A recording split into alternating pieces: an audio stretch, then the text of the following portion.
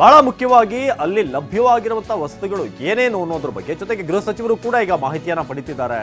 ಅಧಿಕಾರಿಗಳಿಂದ ಮಾಹಿತಿಯನ್ನ ಪಡೆದಂತ ಜಿ ಪರಮೇಶ್ವರ್, ಸ್ಫೋಟದ ಬಗ್ಗೆ ಮಾಹಿತಿಯನ್ನ ಪಡೆದಂತ ಗೃಹ ಸಚಿವರು,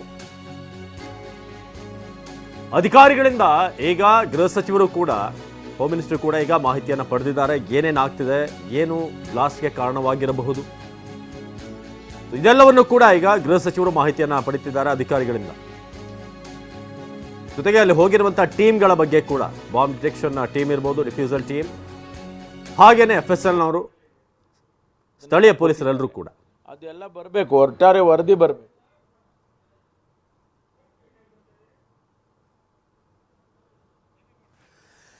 ಗೃಹ ಸಚಿವರು ಇನ್ನೇನು ಮಾಹಿತಿಯನ್ನ ಪಡಿತಾ ಇದ್ದಾರೆ. ಜೊತೆಗೆ ಕಮಿಷನರ್ ಅವರು ಕೂಡ ಹೋಗಿರೋದ್ರಿಂದ ಮೇ ಬಿ ಈ ಒಂದು ಭೇಟಿಯ ನಂತರ ಕಮಿಷನರ್ ಅವರು ಕೂಡ ಹೋಗಿ ಹೋಮ್ ಮಿನಿಸ್ಟರ್ ಅವ್ರನ್ನ ಭೇಟಿ ಆಗುವಂಥದ್ದು ಇರುತ್ತೆ. ಏನೇನಾಗಿದೆ ಅನ್ನೋದ್ರ ಬಗ್ಗೆ ಒಂದು ಡಿಟೇಲ್ಡ್ ಆದಂಥ ರಿಪೋರ್ಟ್ನ ಜೊತೆಗೆ.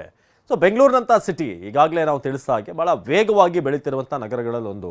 ಸೊ ಇಂಥ ಒಂದು ನಗರದಲ್ಲಿ ಆಗುವಂಥ ಪ್ರತಿಯೊಂದು ಸಣ್ಣ ಬೆಳವಣಿಗೆ ಅಥವಾ ದೊಡ್ಡ ಬೆಳವಣಿಗೆ ಯಾವುದೇ ಇರಲಿ ಭಾಳ ಮುಖ್ಯ ಆಗುತ್ತೆ, ಭಾಳ ಮೇಜರ್ ಆಗಿ ಸೀರಿಯಸ್ ಆಗಿ ತೆಗೆದುಕೊಳ್ಬೇಕಾದಂಥ ವಿಚಾರಗಳಲ್ಲಿ ಒಂದಿದು.